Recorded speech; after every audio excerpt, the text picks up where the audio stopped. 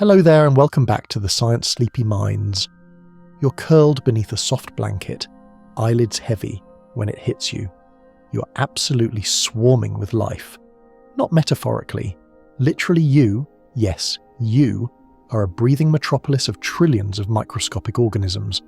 Bacteria, fungi, viruses and archaea, all nestled inside you, all going about their microbial business as if you were just their habitat. Kind of rude, honestly. These tiny creatures outnumber your human cells by a factor of about 1.3 to 1. They weigh roughly 3 pounds altogether. About the same as your brain, coincidence? Maybe. Or maybe not. Because as it turns out, this bustling microbial colony, known as your microbiome, has more influence over your brain than anyone expected. They chat with your neurons, tweak your moods, mess with your cravings, and might even whisper into your thoughts. And here's the kicker. You probably won't survive this. If by this we mean an absolutely mundane Tuesday without their help. Without your microbiome, you'd be nutrient-starved, immunocompromised, and just a little more irritable than usual. So before you get comfortable, take a moment to like the video and subscribe, but only if you genuinely enjoy what I do here. And hey, let me know your location and local time in the comments. It's always magical to see who's dozing off across the globe. Now dim the lights, maybe turn on a fan for that soft background hum, and let's ease into tonight's journey together. You start, as always, in the dark, warm, quiet, and alive. Not just with thoughts or dreams, but with a vast, invisible crowd. Most of them live in your gut, densely packed like a microscopic city along your intestines. Picture Times Square, but the billboards are made of mucus, and everyone's a bacterium trying to survive. Every surface of your body has its own unique microbial ecosystem. Your scalp, different residents than your armpits. Your elbows, entirely distinct from your belly button, which, fun fact, has been found to harbour species never before discovered on Earth. One guy even had bacteria in his navel that previously only existed in Japanese soil. He'd never been to Japan. So, explain that. Historians still argue whether the idea of self truly captures who or what we are, given how many species live within us. The philosopher René Descartes famously said, "I think, therefore I am," but your microbes might counter with, "We ferment, therefore you think." You're not just a person, you're a host, a planet, and the residents have opinions. They don't have brains, of course, not individually, but collectively. They form a kind of ecosystem intelligence. They communicate in chemical bursts, sending molecular messages through your bloodstream, across your gut lining, and, most importantly, up to your brain. And that brain, that 3-pound bundle of dreams and anxieties, has no idea it's being manipulated. Or maybe it does, and it just doesn't want to admit it. Your gut and brain are connected by what's called the gut-brain axis, a two-way street of constant communication. The microbiome is like the overly talkative neighbour in that relationship, always sharing updates, mood reports, food cravings, even pain thresholds. You ever feel hangry for no reason? That might be your gut bacteria demanding carbs like a sugar-fueled uprising. Back in the early 1900s, Russian scientist Ilya Mechnikov speculated that intestinal putrefaction, basically your gut going rotten, was a root cause of aging and mental deterioration. He believed that probiotics from fermented milk, yes, that includes yogurt, could extend life and boost mood. Most people thought he was eccentric. Fast forward 100 years, and now companies are selling kombucha with the promise of inner peace. Mechnikov would be doing backflips in his grave, if he had the core strength. What's quirky is how personal your microbiome really is.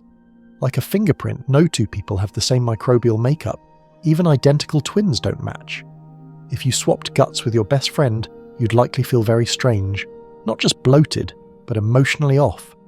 Some researchers suspect that subtle shifts in gut bacteria can influence mental health, decision-making, and even social behaviour.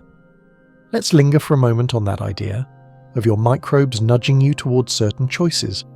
You crave cheese. Suddenly you feel like skipping the gym. You laugh a little too hard at a mediocre joke. What if all of that's been gently pushed along by trillions of whispering life forms lounging in your colon? And they don't always get along. Different bacterial species compete for territory, secrete toxins to ward off rivals, and form alliances like biochemical warlords. You are a battleground, a battlefield. But don't worry, this is just Tuesday for your inner zoo. Historians still argue whether Hippocrates, The ancient Greek physician actually said, "All disease begins in the gut." But either way, modern science is taking the idea seriously. The microbiome is now linked not just to digestion, but to anxiety, depression, cognition, and even conditions like Alzheimer's and Parkinson's. It's like discovering that the DJ at a party was also secretly planning the menu, controlling the lighting and deciding who gets to dance with whom. And while we're here, do you remember the Y2K panic? Everyone was afraid of computers crashing. Turns out the real glitch was inside us all along microbial disruptions, thanks to antibiotics, processed food, and modern stress, may be more destabilizing than any software bug. Your gut flora, faced with this chaos, are trying their best. But let's be honest, they didn't evolve to handle flaming hot Cheetos and existential dread. One fringe idea worth mentioning: some researchers believe gut bacteria may be partially responsible for human consciousness. Not causing it exactly, but shaping the biochemical context that allows it to emerge. It's not mainstream science, but it's gaining curiosity, especially as we realize just how deeply bacteria influence the chemicals that drive thought. So, as you sink deeper into the mattress, just remember, you're not alone in there. You're never alone. Your microbiome is keeping watch, stirring up dreams, maybe cleaning up a bit after that questionable sushi, and gently nudging your mind toward rest. Shh, you're safe. Your microbes have you. You roll slightly under your blanket, and without realizing it, your intestines roll with you. A soft, peristaltic wave of motion passing down your digestive tract like a silent train in the dark. But this isn't just digestion, it's dialogue. Your gut is talking, and your brain is listening. You might think thoughts originate in your skull and trickle downward, but the gut-brain relationship is a little more democratic than that. Your intestines are basically texting your brain non-stop. Messages about hunger, pain, satisfaction, fear, and, weirdly often, cake. This two-way relationship is called the gut-brain axis, and it's not some new age metaphor. It's a physical, chemical, and neurological feedback loop running along highways of nerve fibers, hormone pulses, and microbial metabolites. And when it comes to mood, memory, and decision-making, well, your gut might be steering the wheel more than you'd like to admit. Here's something wild. About 90% of your body's serotonin, that feel-good neurotransmitter everyone obsesses over, is produced in the gut. Not in the brain, in the gut. And not just by human cells either. Many of your gut microbes are serotonin makers, and they don't just make it for themselves, they're trying to influence you. Like a roommate baking cookies so you'll agree to vacuum. Historians still argue whether ancient physicians like Galen understood the connection between digestion and emotion. He certainly talked a lot about black bile and melancholy, which modern scholars now compare to gut-linked mood disorders. But Galen didn't have access to microscopes or probiotics. He just had theories, leeches, and a truly concerning amount of bloodletting. Now, with modern science, we're seeing that this gut-brain talk isn't a one-off message. It's constant chatter. The bacteria in your intestines produce short-chain fatty acids, amino acids, and even GABA, another neurotransmitter that calms the nervous system. It's like your microbes have access to your brain's chemical dashboard, and sometimes they're just spinning the knobs for fun. Let's say you've had a stressful day. You're wound tight. You eat something greasy, or sugary, or both. And then, oddly, you feel a little better. Not long-term better, but momentarily soothed. Was it the food? Or was it your gut microbes rewarding you with a hit of feel-good chemistry for feeding them what they wanted? Now, flip it around. Have you ever been bloated, constipated, or just vaguely gut unhappy, and suddenly your thoughts get foggy? You can't focus. You're irrationally grumpy. You reread the same sentence 6 times. That's not in your head. Well, it is, but it's also in your belly. Scientists call this gut dysbiosis, and it's essentially a mood disorder that starts in your lower intestine. A quirky twist here. In ancient China, healers described something called intestinal heat that caused irritability and sleeplessness. Their prescriptions involved bitter herbs and fermented foods. Modern researchers are beginning to realize that traditional medicine may have stumbled across the gut-brain axis thousands of years before we had the tools to map it. Back to today, one of the star players in this gut-brain story is a molecule called lipopolysaccharide, or LPS. It's produced by some gut bacteria, and in high levels it leaks into the bloodstream, triggering inflammation. And inflammation, that's a straight shot to mental fog, anxiety, and even depressive symptoms. Basically, when your gut lining weakens, your microbes can start throwing biochemical raves in your bloodstream, and your brain gets the hangover. This is why researchers have started calling the gut the second brain. Not just because it makes its own neurotransmitters, but because it has its own nervous system, the enteric nervous system, with over 100 million neurons embedded in the walls of your gastrointestinal tract.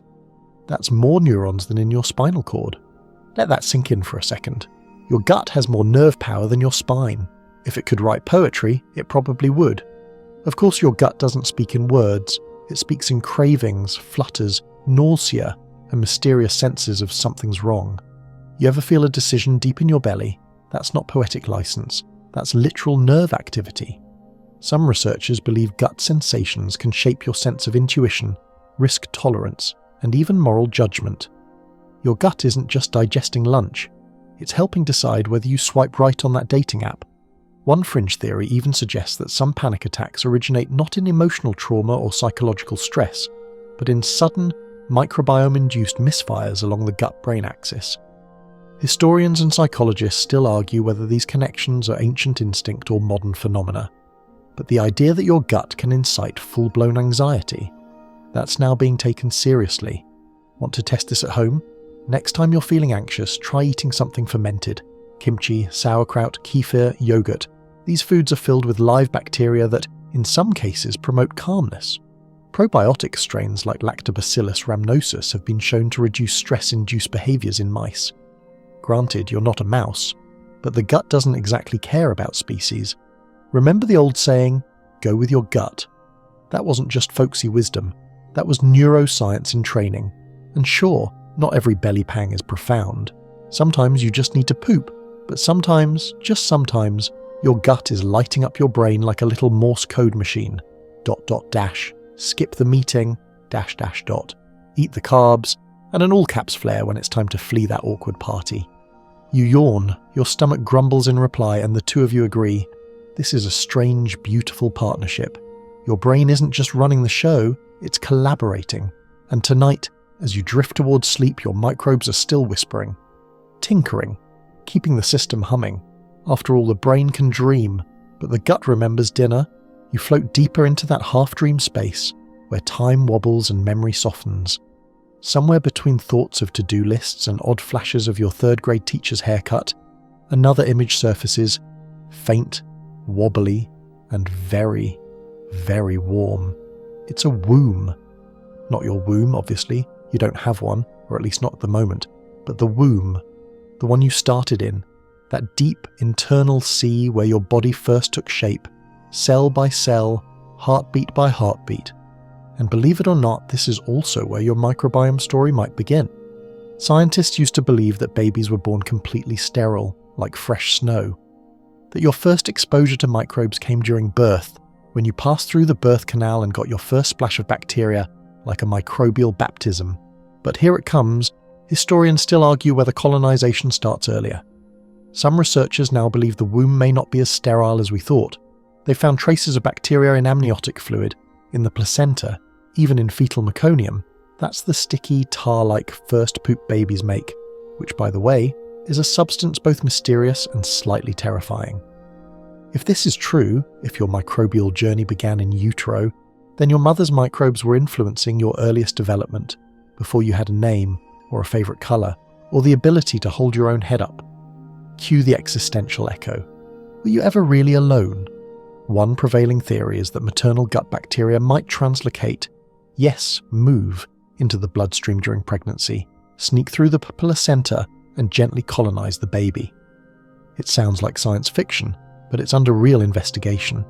It also raises a weird image of bacteria hitching a ride like microscopic stowaways in a bloodstream cruise ship. Even the birth process is a bacterial gauntlet. Babies born vaginally pick up bacteria from the mother's birth canal and gut, while babies born via C-section are more often colonised by skin bacteria, usually from the mother, the doctor, and occasionally whoever forgot to wear gloves in the delivery room. This difference can have long-term effects on immune development and, brace yourself, mental health. Yep, research is starting to show that C-section babies may have a slightly increased risk of things like allergies, asthma, and even anxiety. Not because they were unloved or undersnuggled, but because their starter microbiome may have missed a few key characters in the cast. Here's a slightly unsettling fringe detail. Some hospitals have experimented with vaginal seeding, swabbing C-section babies with gauze that's been placed in the mother's vagina in an attempt to replicate the microbial exposure of vaginal birth. The results are still inconclusive. Historians and microbiologists alike debate whether this helps, harms, or just squicks people out unnecessarily. Once you're out of the womb and into the world, your microbial learning curve explodes. The first 6 months are a feeding frenzy, literally. Whether you're breastfed or formula-fed changes which bacteria dominate your gut. Breast milk is full of human milk oligosaccharides, compounds that you can't digest, but that specific microbes like bifidobacteria thrive on. So, your mum wasn't just feeding you. She was feeding your bacteria too, and again, who's really in charge here? By the time you're 1 year old, your microbiome is still a chaotic frontier town, some bacteria settling in for the long haul, others just passing through like dusty travellers. But those early months are crucial. Studies have shown that disruptions during this window, like antibiotics or illness, can echo into adulthood. Changes in microbial composition during infancy have been linked to anxiety, attention problems, and even higher risks of depression later in life. Of course, we're talking correlation, not destiny. Having the wrong bacteria as a baby doesn't doom you to a lifetime of social awkwardness and sad playlists, but it does mean your gut-brain axis gets shaped early, and shaped hard. In Finland, yes, that Finland, researchers compared babies raised in rural environments, think dirt, dogs, and outdoor naps, to babies raised in ultra-clean urban settings. The rural babies had more diverse microbiomes, stronger immune responses, and some believe fewer mental health issues later in life. Apparently, dirt might be nature's first therapist. One fringe tale from the annals of questionable science. In the 1950s, a Soviet researcher supposedly attempted to transplant adult gut bacteria into newborns to strengthen their character. There's no hard proof this actually happened, and if it did, we're pretty sure it didn't end well. But the story lingers as a reminder. People have long suspected the gut shapes the mind, even if they didn't know the words microbiome or enteric nervous system. You sigh softly. You've made it a long way from that murky, muffled womb. But your microbes? Some of them might have been with you from the very beginning, growing with you, shifting as you crawled, walked, ate crayons, and figured out how to blink in group photos. It's strangely comforting, isn't it? That you've never truly been alone. That your mind, your whole identity even, has been influenced not just by your family, your environment, or your DNA, but by the ancient living swarm inside you. These microbes don't speak English, but they write in chemicals, they edit your emotions, and they remember more about your childhood than you do. You roll again, sinking deeper into the quiet, your insides still humming. No need to think about the womb anymore, but it's nice to know you came from somewhere warm, alive, and full of possibility. And bacteria. So many bacteria. It's dark in here, quiet, warm, and for a fleeting moment you are a baby again, but not the wide-eyed, drooling kind. No, we're talking the very first hours, maybe even minutes. You haven't even opened your eyes yet, but something else has already opened, a floodgate of microbial life. You've just entered the world, and your gut is getting its first real residence. The first poop you'll ever make, meconium, is a sticky, tar-black, odourless substance. Delightful, right? It's basically a biological guestbook listing who showed up first in your gut, and that early mix. It matters. It matters a lot. This primordial sludge contains traces of swallowed amniotic fluid, cells, and yes, microbes. Whether those microbes slipped in before birth or arrived during delivery is still up for debate, but either way, they're the pioneers of your personal microbiome frontier. And these early settlers don't just handle digestion. No, they go much further.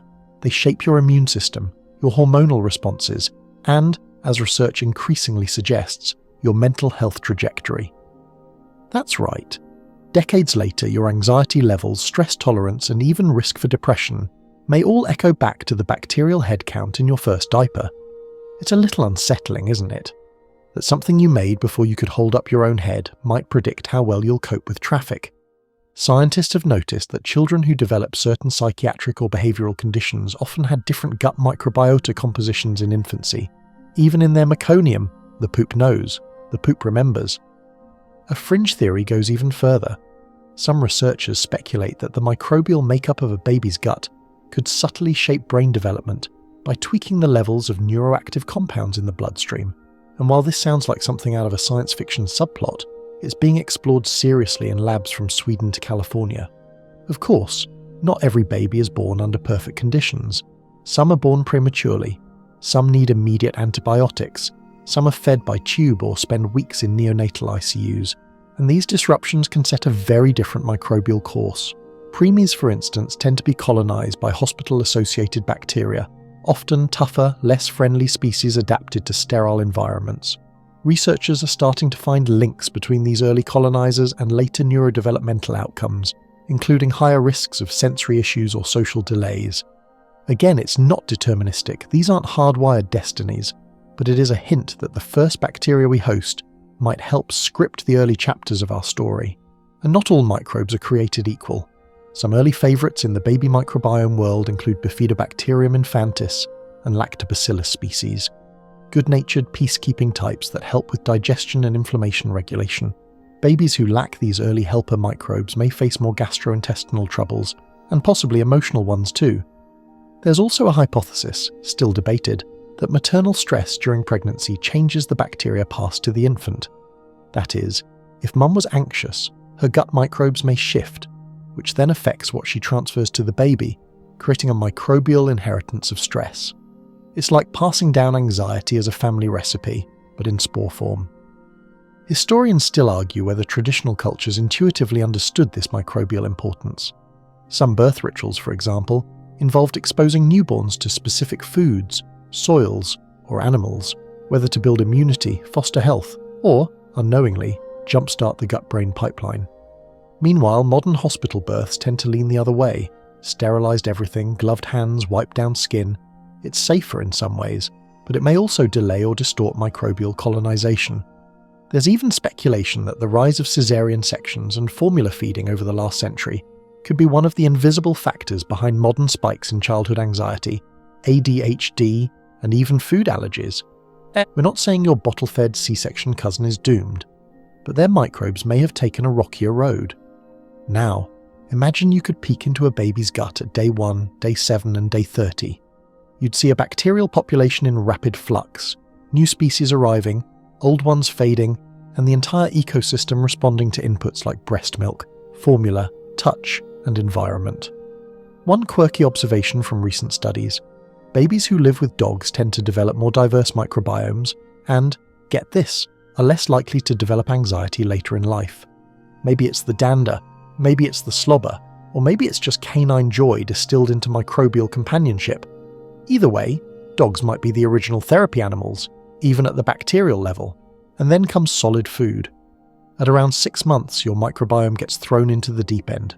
Carrots, bananas, mashed peas, the occasional Cheerio from under the couch. Each new food is like a chemical challenge to your gut flora. Some thrive, others panic, and the whole system shifts. This is your microbial adolescence, and yes, it's just as dramatic as your actual adolescence later on. What you eat starts to shape not just your digestion, but your developing emotional landscape. Some bacteria handle fibre well, others prefer fats. Some produce calming molecules like butyrate, which has anti-inflammatory effects and may help regulate the stress response. If you feed them right, they feed you back, emotionally, chemically, maybe even spiritually if you're into that kind of thing. And remember, it all started with that first poop, that dark little time capsule of meconium.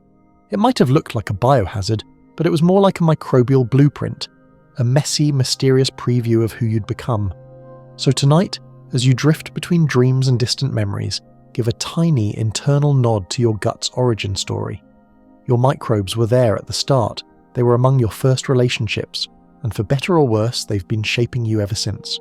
Your stomach lets out a tiny groan, not from hunger, but from conversation. It's the low, sleepy sigh of a bacterial metropolis at work, and you, the gracious host, barely notice. But deep down, your microbes are busy brewing mood-altering chemicals. Yep, they're basically tiny overachieving pharmacists. We've already talked about how your gut produces serotonin, the so-called happiness chemical, but it doesn't stop there. Gut bacteria are known to crank out a variety of neurotransmitters, chemical messengers that can cross the gut-brain axis and tug at your feelings like little puppeteers behind the curtain. Let's start with dopamine, your pleasure and reward molecule. A decent portion of your body's dopamine is influenced by microbial activity. Certain gut bacteria, like some strains of Bacillus and Escherichia, actually manufacture dopamine precursors, tweaking your motivation, focus, and occasionally your mysterious obsession with rewatching the same sitcom 6 times. Then there's GABA, gamma-aminobutyric acid. The brain's main inhibitory neurotransmitter is like a built-in chill pill, calming down neural activity, reducing anxiety, and helping you sleep. And yep, microbes like Lactobacillus and Bifidobacterium are known GABA producers. When they're happy, you're more likely to be happy, or at least a bit less panicked about your inbox. Historians still argue whether early theories of nervous stomachs were onto something more profound than just indigestion. The Victorians, for instance, believed emotional disturbances originated in the gut, especially in women. Misguided gender politics aside, they may have been intuitively grasping the gut-brain connection, long before we had functional MRIS or phrases like psychobiotics. Now here's a strange one. Some gut microbes produce acetylcholine, a neurotransmitter involved in learning and memory. And while most of that stays within the peripheral nervous system, researchers are increasingly curious whether gut-produced acetylcholine can influence cognition. Maybe not enough to make you a chess prodigy, but possibly enough to sharpen your focus or help you remember where you left your phone. Again. And then there's tryptophan, an amino acid that your body converts into serotonin. It's in turkey, yes, but it's also managed by your microbes. The gut flora that metabolize tryptophan can effectively regulate how much serotonin your brain gets to use. If they're off balance, your mood might be too. Feeling sleepy after a heavy meal? Feeling calm after yogurt? That's not just digestion, it's chemical signaling. You see, when your microbes ferment fiber, especially prebiotic-rich foods like garlic, onions, and oats, they produce short-chain fatty acids, SCFAs, like butyrate, propionate, and acetate. These fatty acids don't just help with gut health, they also interact with brain receptors involved in mood and memory. One study showed that rodents fed with butyrate-producing bacteria exhibited fewer depressive behaviors and recovered more quickly from stress. In human terms, this might be the microbial equivalent of bouncing back from a bad day with just a few bites of fiber and a nap. Now, not everyone's got a happy gut orchestra. Disruptions in your microbiome can lead to neuroinflammation, which researchers increasingly believe is a common factor in conditions like anxiety and depression. Think of it like emotional static. Your brain can't quite tune in properly because your gut's wiring is short-circuiting. There's even emerging evidence that gut microbes may play a role in bipolar disorder, schizophrenia, and autism spectrum conditions, not as direct causes, but as contributing factors that shape the neurochemical environment in early development and adulthood. It's still controversial, and historians still argue whether this research path risks oversimplifying complex mental health conditions. But the microbiome is definitely part of the conversation. Let's go quirky for a moment. In one small study, researchers transplanted the gut microbes of anxious humans into germ-free mice. The result? The mice started showing anxious behaviors. They sniffed less, explored less, and generally acted like they were overthinking every mouse party they'd ever been to. This suggests that certain microbial populations might directly influence how an organism experiences fear or novelty. That's not just fascinating, it's a little spooky. Your anxiety might not entirely be yours. It might be a side effect of bacterial gossip. Oh, and let's not forget histamine. Yes, the molecule that gives you allergy symptoms. It's also a neurotransmitter involved in attention and wakefulness. Some gut bacteria produce histamine, and if they overdo it, you might find yourself wired, itchy, or inexplicably irritable. So if you've ever had a bad mood and a sniffly nose at the same time, that might have been microbial mischief. Let's pause to appreciate just how weird this is. Your thoughts, your moods, your behavior, they're all shaped in part by invisible organisms turning food into feelings they don't mean to. They're just doing what they evolved to do. But you're the one living with the results. If you've ever felt emotionally better after eating fermented foods, This isn't just placebo, it's chemical. Yogurt with live cultures, kefir, miso, tempeh, kimchi, these foods contain microbes that have been shown to influence brain chemistry. In fact, they've inspired a whole new field, psychobiotics. These are bacteria specifically studied for their impact on mental health. Imagine walking into a pharmacy one day and choosing between capsules labelled anti-anxiety or extra focus, and they're all live bacteria. It sounds like the punchline of a kombucha commercial, but it might be the future. And remember, not all microbes are helpful. Some strains are mood saboteurs. They produce lipopolysaccharides, remember those from earlier, and send inflammatory signals that disrupt your mood and lower your cognitive function. It's like having a roommate who plays loud music and burns toast every morning. So your goal isn't to nuke all the bad bacteria, it's to outnumber them. To feed the good ones, the helpful ones, the ones that quietly hum serotonin into your bloodstream like a lullaby for your brain. You sigh again, deeper this time. Your body's quiet, but your microbes are wide awake, brewing emotional potions, adjusting your mental dials. They're the invisible DJs of your mood. And tonight, it seems, they're playing something soft, something slow, something just right for sleep. The room is still, the air barely stirring as your breath settles into that slow, rhythmic whisper.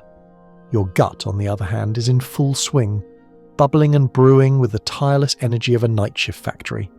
And what's on the production line tonight? Mostly fermentation. Yes, you, soft, cozy, probably horizontal right now, are basically a walking fermentation chamber. And that's not an insult. It's biology. Your gut microbes don't just float around aimlessly, they eat, constantly. And what you feed them determines what kind of mood and molecules they return to you. You are, in many ways, only as happy as your bacteria's last meal. Let's talk about their favourite food group, fibre. Not the bland cardboard kind your uncle swears by, but the complex plant-based fibres found in things like beans, oats, apples, onions, garlic, and leafy greens. Your human enzymes can't digest these fibres, but your microbes can. And when they do, they throw a microscopic fermentation party, churning out short-chain fatty acids, SCFAs, like butyrate, propionate, and acetate, those same soothing, brain-supporting molecules we touched on before. You feed them fibre, they feed you peace. But feed them too many simple sugars and things get weird. Microbes that thrive on sugar tend to be the troublemakers, producing more gas, more inflammation, and less of the good mood molecules. These sugar-loving strains also send chemical signals to your brain that increase cravings. Yes, your gut bacteria may literally influence your desire for cake, the betrayal. Historians still argue whether ancient diets, those of hunter-gatherer cultures, contributed to more stable mental states due to their naturally high fibre content. Compared to the fibre-deficient Western diet, those ancestral microbiomes were richer, more diverse, and likely less inflamed. Some anthropologists even suggest that anxiety and depression, in the form we know today, are diseases of the modern microbiome. That's not to say the Paleolithic era was one big stress-free picnic. You could still get eaten by a leopard or die from stepping on a rock. But internally, your gut was probably throwing less of a tantrum. Here's a quirky observation. In rural parts of Africa and South America, where diets are still rich in whole plants and low in processed foods, the gut microbiomes are strikingly different from those in Western urban populations. They contain bacterial strains we barely see anymore in cities, and some of those strains are linked to improved stress resilience and reduced markers of inflammation.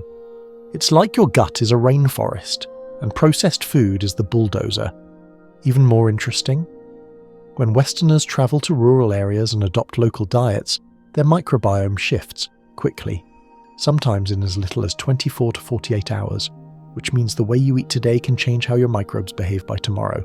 That's both empowering and mildly terrifying. But let's zoom in on fermentation again, because this is where it gets fun. When you eat fermented foods like yogurt, sauerkraut, miso, kombucha, and kimchi, you're not just eating food, you're ingesting live organisms. These foods are filled with probiotic bacteria that, in many cases, survive the journey through your stomach acid and arrive in your intestines ready to party. Probiotic strains like Lactobacillus helveticus and Bifidobacterium longum have been studied for their effects on mood. In some cases, they've been shown to reduce stress-induced cortisol levels, improve sleep quality, and even boost memory performance in animal models. And no, That doesn't mean one pickle can fix your depression, but adding fermented foods to your diet regularly may support emotional balance in ways science is only beginning to understand. Of course, not all fermented foods are created equal. Your supermarket yogurt with 10 grams of sugar and a cartoon bear on the label? Probably not the same thing as homemade kefir, and some products labelled probiotic contain more marketing than microbes. Still, a little sour crunch here and there probably won't hurt. Here's where things get extra niche. Some scientists believe that polyphenols, compounds found in things like berries, tea, red wine and dark chocolate, can interact with the microbiome to create mood-modulating metabolites. Basically, a glass of wine and a piece of dark chocolate might, in small amounts, chemically calm you down, assuming your microbes are in the mood. And then there's the fringe tip. A few researchers suggest that fasting, not eating for extended periods, can also shift your microbiome in helpful ways, increasing microbial diversity and even improving gut-brain signaling. But the evidence is still early, and let's be real. You skipping dinner to become more emotionally stable is admirable, but unlikely. Let's not ignore resistant starches either. These are found in cooled rice, green bananas and legumes, and they act like fibre, feeding beneficial bacteria that love to ferment their way to your brain's good side. It's like a trustful with potatoes. So what does a microbiome-friendly, brain-happy menu look like? Start with colour, lots of it. Think beets, blueberries, red cabbage and dark leafy greens. Add in legumes, oats, garlic and some fermented flair. Throw in a little green tea, maybe a banana that's still a bit green on the edges. Your microbes will respond faster than your inbox ever does. And no, you don't have to be perfect. A donut here and there won't destroy your mental health. But remember, every bite you take is a chemical conversation with your gut. Every snack is a little vote for the kind of emotional landscape you want to live in. Historians still argue whether ancient Roman soldiers drank vinegar for courage or gut health, but it turns out they might have been getting a microbial boost either way. The same goes for traditional diets from Japan to Ethiopia. Fermented, fibrous, and strangely modern in their microbial wisdom. Tonight, as your body softens into stillness, your bacteria are still hard at work, fermenting, signalling, shaping. They don't sleep, they don't need Netflix, they just want fibre and the occasional fermented treat. And in return, they'll soothe your nerves, balance your mood, and maybe, just maybe, help you dream a little sweeter. The night deepens. Outside, maybe there's a soft breeze or the faint whir of a passing car. Inside, it's quieter still. You're breathing slow, your limbs heavy, your thoughts drifting into the soup of pre-dream logic. But down in your gut, a different kind of chaos once reigned. A war zone, actually. It starts with a capsule. Maybe it was pink, maybe blue and white. Maybe you were 7 years old with a fever, or 35 with a sinus infection and a big presentation. Either way, you swallowed an antibiotic and your gut never forgot it. Antibiotics are miraculous. There's no denying that. They've saved millions of lives, wiped out deadly infections and made surgeries safer. But they're also the biochemical equivalent of dropping a bomb in your microbiome. Not just the bad bacteria go, they take out the good ones too, the ones keeping your digestion smooth, your immune system polite, and your moods relatively stable. You might not notice at first, maybe some gas, a little bloating. But beneath the surface, your microbial ecosystem has been radically altered. Populations that took years to grow vanish overnight, and sometimes they don't come back the same. One overlooked consequence? Mental fog. Post-antibiotic brain fuzz is real. Some people describe it as suddenly thinking through cotton, or like their emotions have gone into low power mode. You're not depressed exactly, but you're not quite you either. Historians still argue whether early doctors suspected this. There's old literature that hints at melancholy following purgatives and mental unease after mercury tonics. They didn't know about microbes, of course, but they knew something weird happened when the gut was chemically disturbed. Modern research confirms the suspicion. Antibiotics can disrupt neurotransmitter production by destroying the very bacteria that manufacture them. Serotonin, dopamine, GABA, all affected when the gut's balance is thrown off. Even a short course of antibiotics can reduce microbial diversity for weeks, sometimes longer. And here's where it gets sneakily frustrating.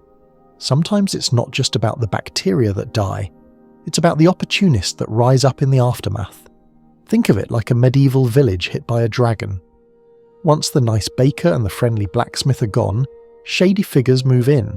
overproducing gas, inflammation, and emotional irritability. Some species that flourish after antibiotics are known to increase intestinal permeability, also known as leaky gut, which may allow inflammatory molecules to enter the bloodstream and eventually affect your brain.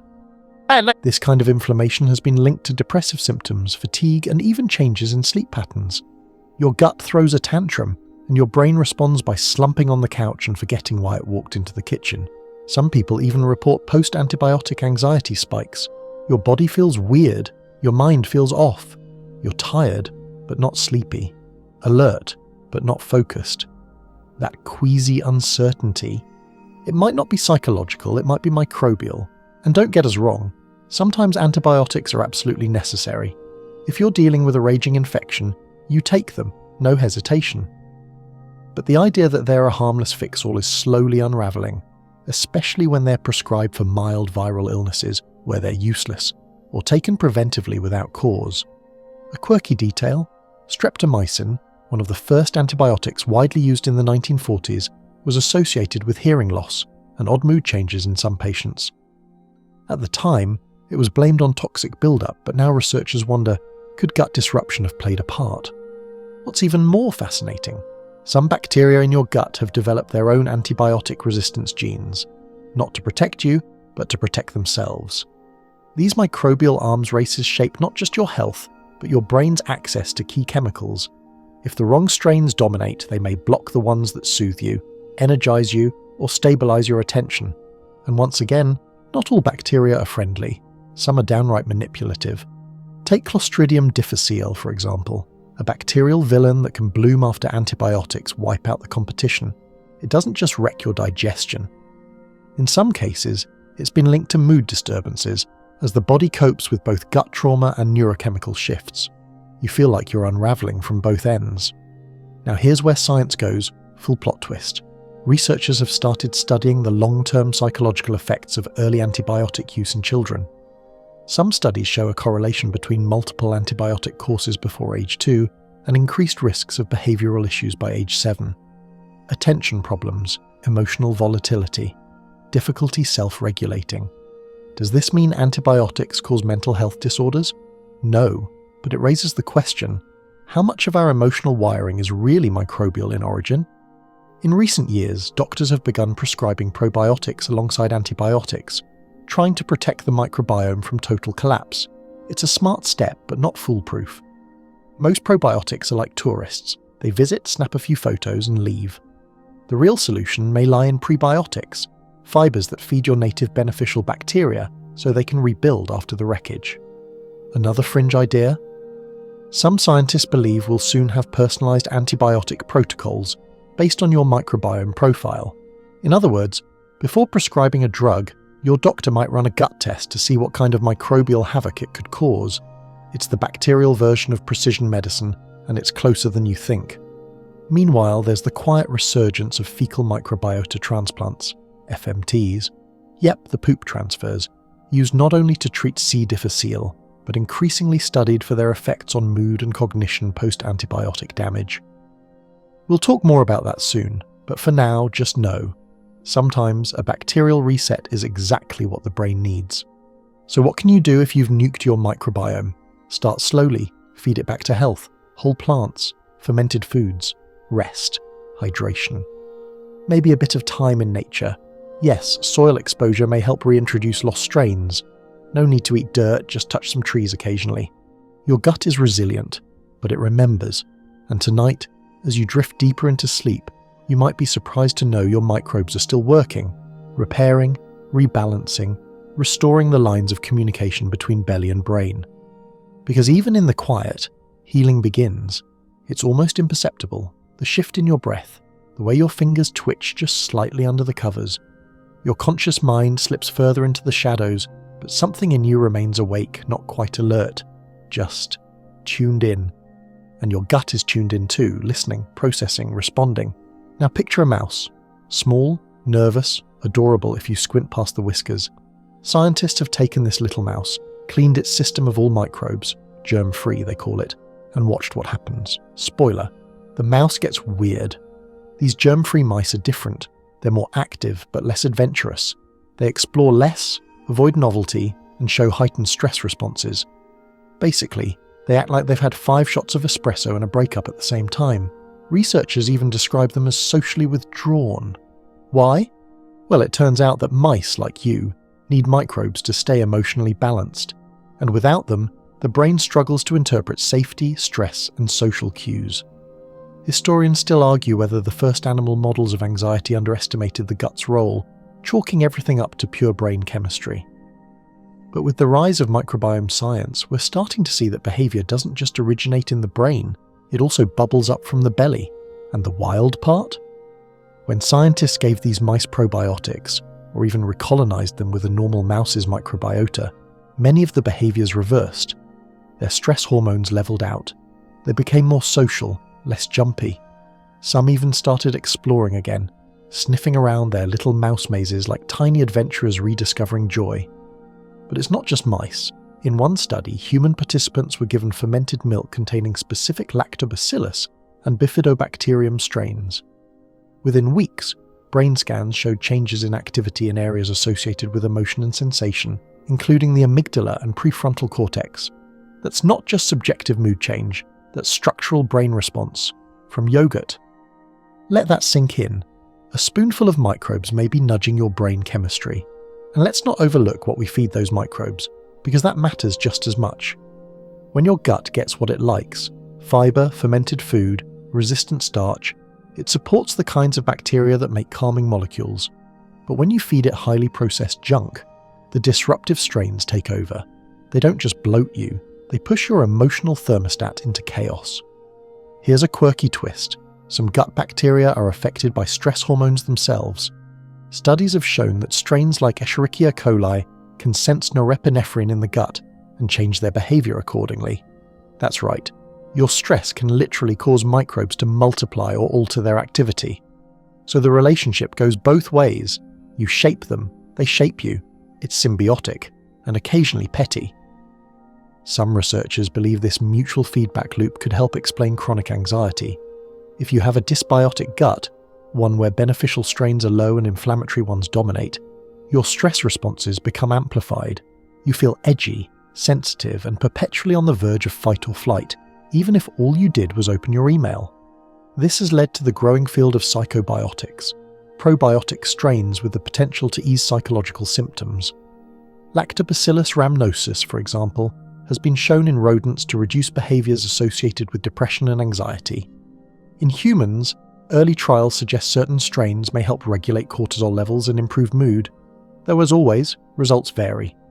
The microbiome is personal. No one-size-fits-all yogurt yet, sorry. Let's come back to our mice one more time, because scientists did something curious. They took anxious mice and gave them the microbiota of calm mice. A few weeks later, the anxious mice were significantly more relaxed. They also did the reverse.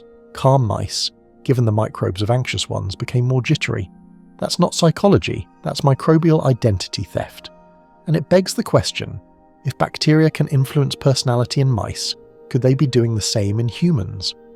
Historians and psychologists still argue whether our personalities are mostly inherited, shaped by experience, or biologically hardwired. But increasingly, scientists are wondering if microbes, especially early life ones, might contribute to long-term behavioral tendencies. Are you naturally shy, or were your childhood gut bugs just on the antisocial side? Here's another detail. In one small human study, people who took a multi-strain probiotic for 4 weeks reported lower rumination, the tendency to dwell on negative thoughts. This isn't casual sadness. Rumination is often a core symptom of depression and anxiety. The fact that microbes might be able to tone that down, kind of a big deal. And for those who love a good fringe fact, one study even hinted that people who regularly consume fermented foods had greater social engagement and lower social anxiety. Imagine that. Sauerkraut, the unexpected cure for awkward small talk. Of course, not every study shows miraculous results. The human microbiome is incredibly complex, shaped by genetics, environment, diet, stress, and even sleep patterns. What works for one person might do nothing for another. It's more like gardening than engineering. You don't just flip a switch, you cultivate. So if you're anxious, depressed, or emotionally flat, does that mean it's all in your gut? No. But it might mean your gut deserves a seat at the table. Tonight, while you lie here sinking further into stillness, think about those mice, the ones who panicked when their microbes were gone, and the ones who got their chill back with a little help from some bacteria. Your gut isn't just digesting, it's balancing, calibrating, maybe even healing, molecule by molecule. All you have to do is rest. Your breath moves in and out slow and even now, like waves on a moonlit shore. Somewhere far below that rhythmic rise and fall of your chest, your gut is glowing, figuratively of course, lit up with microbial signals flying back and forth like fireflies in a meadow. And the path those signals take, it's not subtle, it's called the vagus nerve, and it's not just your gut-brain hotline, it's the whole telecommunication system, customer service desk, emergency response line, and mood music playlist, all rolled into one elegant pulsing chord of neural magic. The vagus nerve is the 10th cranial nerve, because apparently they counted them in order, and it's the longest of the bunch. It wanders, hence the name from Latin vagare, to wander, all the way from your brainstem down through your throat, heart, lungs, and into your gut. It's kind of like that one friend who insists on stopping at every shop during a walk, except it's also keeping you alive. Now, what's interesting, really interesting, is that the vagus nerve is a two-way street, and about 80% of the traffic goes upward. That is, your gut sends more info to your brain than the other way around. It's like your intestines are live blogging your entire internal experience, and your brain is just trying to keep up. And guess who knows how to tap into that nerve? Your gut microbes. They don't have little keyboards or walkie-talkies, but they produce metabolites and neurotransmitters, like GABA, acetylcholine, and serotonin precursors that stimulate the vagus nerve. This nerve, in turn, relays those signals to your brain and can influence everything from your mood to your memory to your heart rate. When your microbiome is balanced and happy, your vagus nerve is like a calm, efficient operator, relaying messages clearly, regulating inflammation, and helping you stay emotionally centered. But when your gut is inflamed or dysbiotic, the vagus nerve can carry distress calls. It ramps up the sympathetic nervous system, fight or flight, reduces parasympathetic tone, the rest and digest state, and contributes to anxiety, insomnia, even panic attacks. Historians still argue whether early yogic and meditative practices were tapping into the vagus nerve without knowing its anatomy. Breathing exercises, chanting, cold exposure, and even humming have all been shown to stimulate vagal tone. It's almost like ancient humans figured out how to push that big internal calm button centuries before we understood what it was wired to. In the lab, stimulating the vagus nerve directly, called vagus nerve stimulation, or VNS, is already being used to treat conditions like depression, epilepsy, and treatment-resistant anxiety. Electrodes are implanted, mild pulses are sent, and for many patients, mood and energy levels begin to shift. Some researchers think we're only scratching the surface of what VNS could do, especially if paired with microbiome-focused therapies. Now here's where things get weird, in the most delightful way. In one study, scientists severed the vagus nerve in mice, and then gave them a powerful probiotic. Normally, the probiotic would reduce anxiety behaviours. But with the vagus nerve cut, no effect, nothing.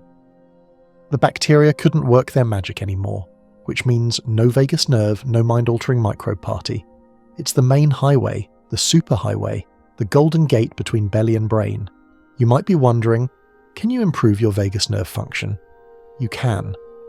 Aside from eating for your microbiome, which keeps the vagal signals happy, you can try things like deep, slow breathing, especially with a long exhale, cold exposure, even just splashing your face with cold water, humming or chanting, which vibrates the vocal cords and stimulates vagal pathways, laughter, yes, full-on cackling counts, gargling, oddly enough, not glamorous but effective.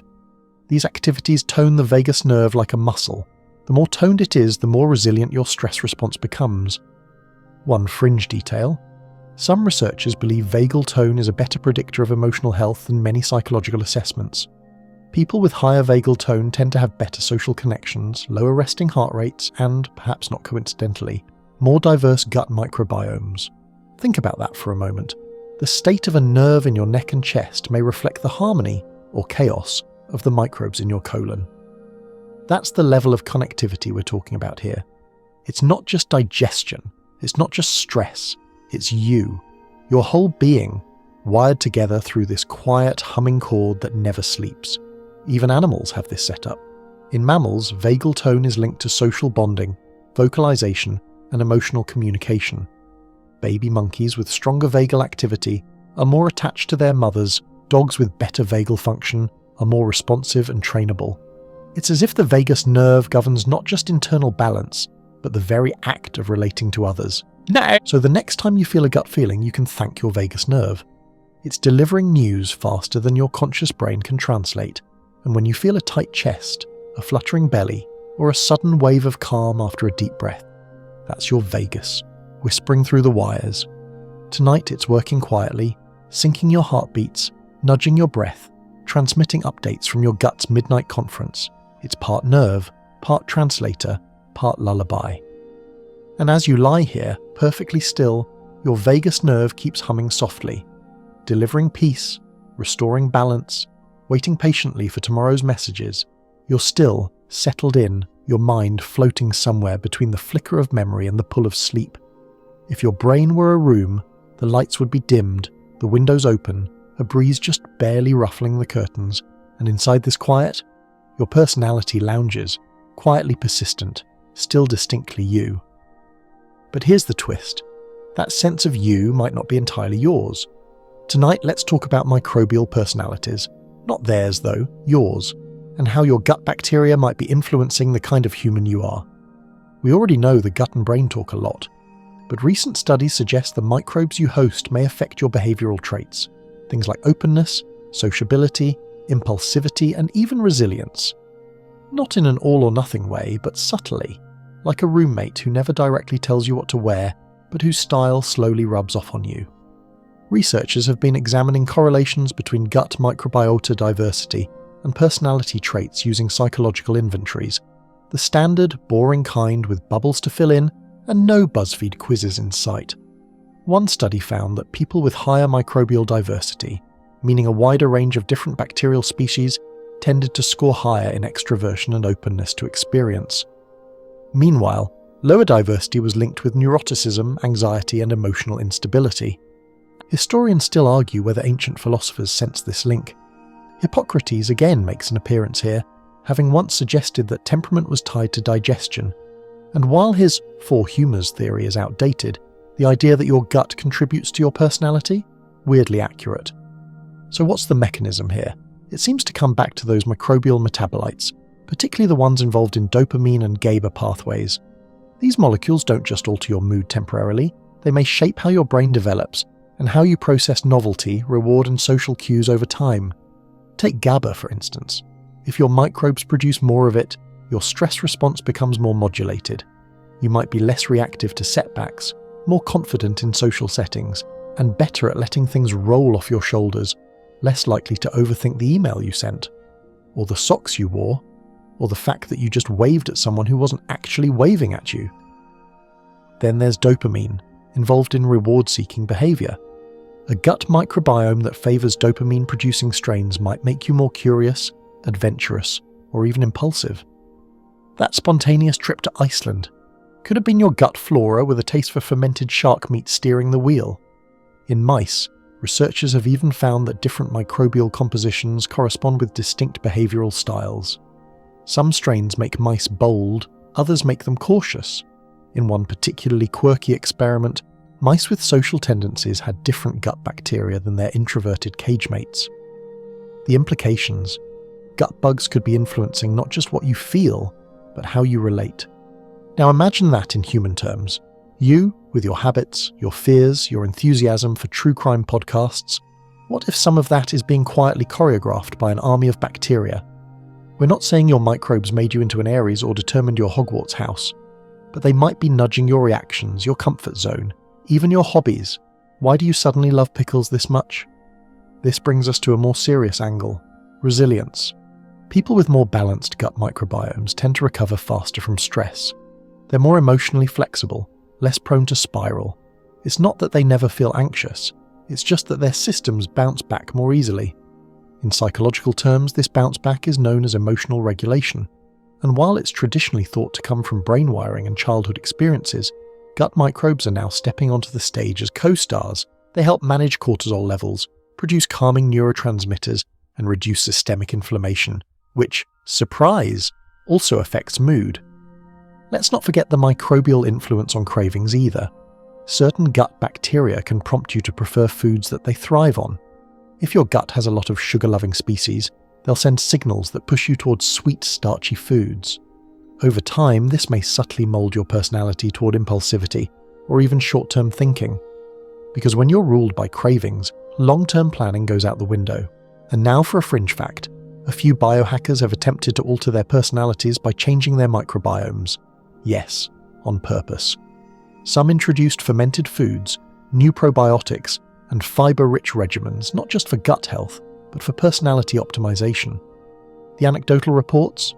More energy, less social anxiety. In one case, a man claimed kombucha made him more decisive. The science? Still developing, but fascinating. Here's a calmer truth. Your microbiome is more stable than your mood, but not fixed. It can be shaped by diet, lifestyle, environment, and even sleep patterns. And as it changes, your mental patterns may change too. In fact, psychologists now suggest that personality isn't fixed either. It evolves, especially with major shifts in biology. Illness, pregnancy, medication, all can tilt your microbial balance, which then shifts your emotional baseline. So when you look back at yourself from 5 years ago and think, wow, I used to be so different, you're not wrong. You might not just be remembering a different version of you, you might be remembering a different version of your inner ecosystem. Historians still argue whether this will someday lead to microbial personality typing, like gut-based Myers-Briggs. Honestly, it's probably already on a Kickstarter somewhere. But tonight, as you ease further into this plush, flickering state of rest, you can let go of the question, who am I really? Because maybe, just maybe, you're not one person. You're a community, a composite being, a personality in symbiosis with 1 trillion tiny co-authors, and they like who you are, or at least they enjoy what you've been feeding them. You shift gently beneath the covers, the fabric sighing against your skin. There's a dreamy stillness to your limbs now, like you finally handed over control to gravity. But your mind, that soft storm of flickering thoughts and fading facts, still clings to one question. It doesn't quite know how to ask. Why does everything feel so foggy sometimes? You know the feeling. You've had sleep, you've had coffee, but your thoughts are underwater. Your focus slips like soap in the shower. You open your mouth to say something and forget what words are. It's called brain fog, and while it's not an official diagnosis, it's an increasingly common experience. And, surprise, surprise, it may have a lot to do with your gut. Your digestive system isn't just for absorbing nutrients and producing the occasional dramatic grumble during quiet meetings. It's also a command center, a chemical lab, and, as we've already seen, a mood modulator. But when things go off down there, your mind often goes right with it. The connection isn't vague, it's biological, mechanical, and chemical. Start with inflammation. When your gut lining is irritated, maybe from stress, processed food, antibiotics, or a wild weekend, your body may enter a state of low-grade chronic inflammation. Tiny molecules called cytokines get released, and they don't just stay in your belly. They travel through your bloodstream and can reach your brain, where they mess with neurotransmitter function, synaptic communication, and energy metabolism. In simple terms, your brain cells feel like they're working in a smoke-filled room. Slow, tired, distracted. Historians still argue whether traditional descriptions of melancholia, brain fever, or damp mind in ancient medical texts were their way of describing gut-originated cognitive dysfunction. They didn't have the science, but they had the metaphor. Let's go deeper. In cases of intestinal permeability, more casually known as leaky gut, things that aren't supposed to leave your gut do. This includes partially digested food particles, bacterial fragments, and toxins. When these enter your bloodstream, your immune system scrambles like it's just discovered a burglar in the kitchen. The result? More inflammation, more cytokines, more brain fog. And here's the twisty part. You might not even notice your gut acting up. Sometimes you don't get cramps or bloating. You don't feel sick, but your microbes are quietly out of balance, subtly sabotaging your clarity. Cue the fog. Researchers have found that people with IBS, irritable bowel syndrome, Crohn's disease, and celiac disease, all gut-related disorders, often report high rates of brain fog, memory lapses, and mood changes. These aren't in their head, they're in the belly-brain broadcast. But even outside of diagnosed disorders, the link holds. One study showed that when people with no clear illness consumed a diet high in refined sugars and low fiber, their reported cognitive performance dropped. They couldn't concentrate as well. They made more mistakes. Their mental stamina dipped. One quirky finding from a smaller study: people who reported frequent bloating or irregularity were more likely to describe themselves as scatterbrained or mentally cloudy, even when accounting for sleep and stress levels. It's like their intestines were dimming the lights upstairs. Let's not forget gut bacteria and energy production either. Some species help your body extract and convert nutrients into usable energy. Not just for muscles, but for your brain. A sluggish microbiome can literally mean fewer resources for clear thinking. And then there's fatigue. Not just the kind you get after a long day, but a deeper, more mysterious weariness, the kind where sleep doesn't fix it. This kind of fatigue is often linked with microbial imbalances and gut-based immune activity. Your body feels tired because it's quietly fighting something, and your brain, ever sensitive to stress signals, responds by powering down your ambition and throwing a light haze over everything. But before you despair, you can shift this. Your fog isn't forever. Increasing your intake of prebiotics, those fibrous plant compounds that feed the good bacteria, can help balance the system. Think leeks, onions, asparagus, oats. Foods that smell weird when you cook them. Those are often the winners. Adding in fermented foods introduces helpful bacteria directly. And over time, with consistency, those little guys can set up camp and start producing short-chain fatty acids that reduce inflammation and support blood-brain barrier integrity.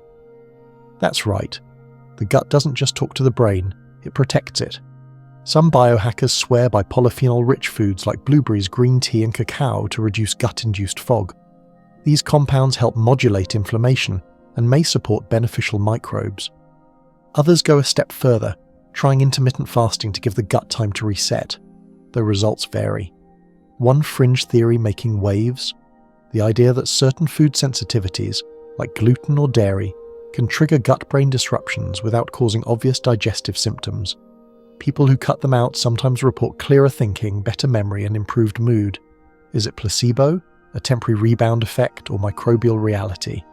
The jury's still out, but the fog lifts for some. Historians and scientists continue to wrestle with how to define and measure brain fog in clinical terms. But even without a perfect definition, the lived experience is very real. You feel slower, softer, slightly lost inside your own head. Tonight, though, that fog feels like it's thinning. You've fed your microbes well. You've given your nervous system the quiet it needed. And maybe, just maybe, you're starting to remember that you're not broken. You're just biological. You're a brain, yes, but you're also a gut. And both want you to rest. So exhale one more time. Let the fog lift, molecule by molecule, until the air inside your thoughts feels just a little clearer. Sleep is the reset button, and your microbes are already reaching for it. You're somewhere in that soft middle place now, too relaxed to move, too present to be fully asleep. Your breath settles deeper into your chest, and somewhere far below that stillness, your gut continues its quiet hum, not just digesting, not just fermenting, but actively engaging in something that feels, weirdly, like identity maintenance. Because believe it or not, some of your microbes may have come from someone else's poop. Yes, tonight's story takes a slightly squishy turn into the mysterious world of fecal microbiota transplants, or FMTS. If you've never heard of this delightfully medical euphemism, buckle up, or better yet, tuck in. A fecal transplant is exactly what it sounds like, taking processed stool from a healthy donor and introducing it into the colon of someone with a dysfunctional gut microbiome. It's often delivered via a capsule, enema, or colonoscopy. Think of it as rebooting your inner ecosystem with someone else's operating system, complete with all their microbial quirks. Originally, this was done to treat Clostridioides difficile infections, a nasty, often antibiotic-resistant gut infection that can cause debilitating diarrhea, inflammation, and yes, brain fog. And it worked. In fact, FMTs have a 90% plus success rate in treating recurrent C. diff, making them one of the most effective microbiome therapies we have. But then, scientists noticed something strange. After receiving FMTs, some patients reported mood shifts. Not side effects exactly, but differences, less anxiety, more mental clarity, changes in energy, sleep, and even food preferences. Historians still argue whether early Chinese physicians knew what they were doing when they prescribed yellow soup. Yes, it's exactly what you think. For digestive ailments over 1,000 years ago. It may be the earliest known version of a fecal transplant, described in medical texts with all the elegance of a cookbook for the truly desperate. But today, we've come full circle, just with lab coats and sterile containers. In one study, researchers transplanted gut microbes from overweight humans into germ-free mice, and the mice gained more fat, despite eating the same food as the control group. But here's the kicker. They also showed changes in behaviour, reduced exploratory drive, more caution, and altered activity levels. The microbes weren't just changing metabolism, they were nudging mouse minds. Another study involved a patient with chronic depression who, after an FMT to treat C.diff, reported a noticeable lift in mood. Was it the reduction in inflammation, the return of key neurotransmitter-producing strains, or something else entirely, something more subtle and strange? Here's where things get extra uncanny. In rare cases, personality traits seem to shift post-transplant. One woman who received an FMT from her daughter reported developing new food cravings she'd never had before, but her daughter loved chicken nuggets, if you're curious. Another recipient developed a sudden interest in spicy foods after getting microbes from a donor who practically lived off hot sauce. Coincidence? Maybe.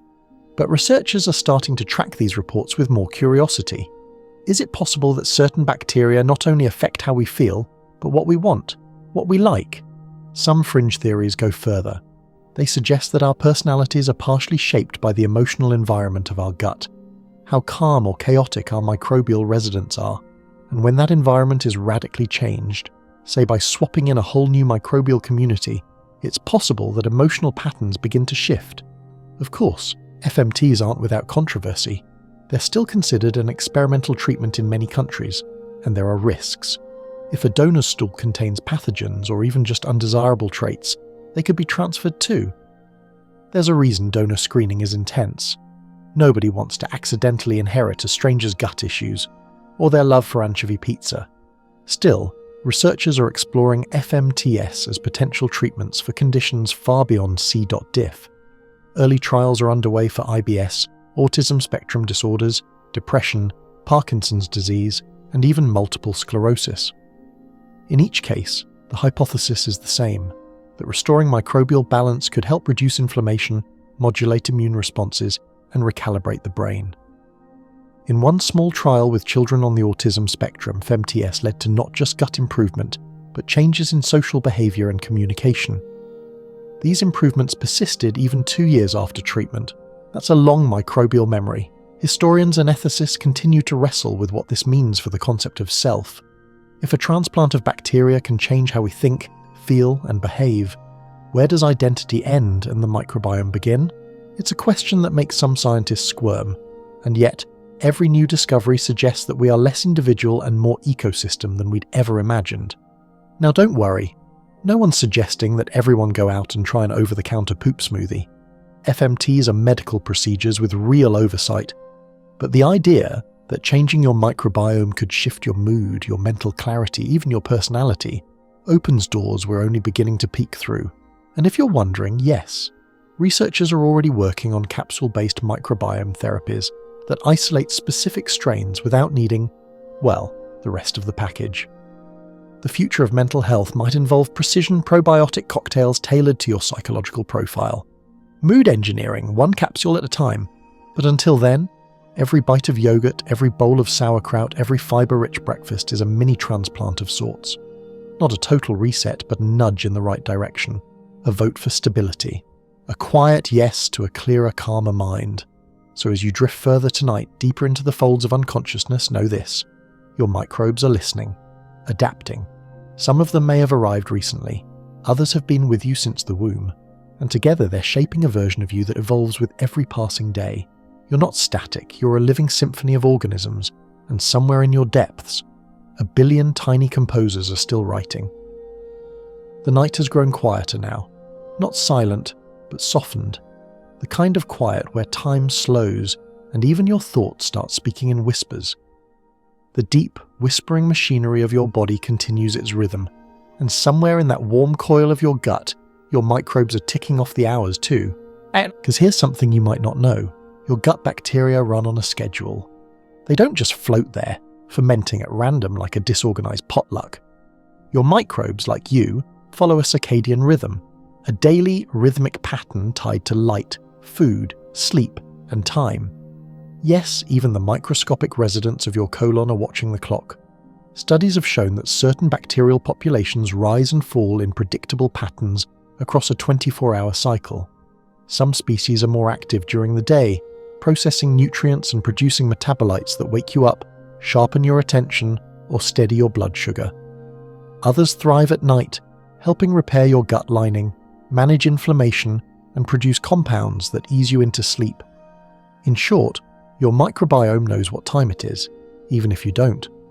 But what happens when your rhythms get messed up? Say you travel across time zones, pull an all-nighter, or binge half a season of that show for just one more episode. Your gut microbes notice, and they do not like it. This disruption, called circadian misalignment, throws the microbiome into disarray. Certain bacterial species that rely on regular feeding windows start to dwindle. Others that feed on stress hormones or late-night snacks begin to rise. The result?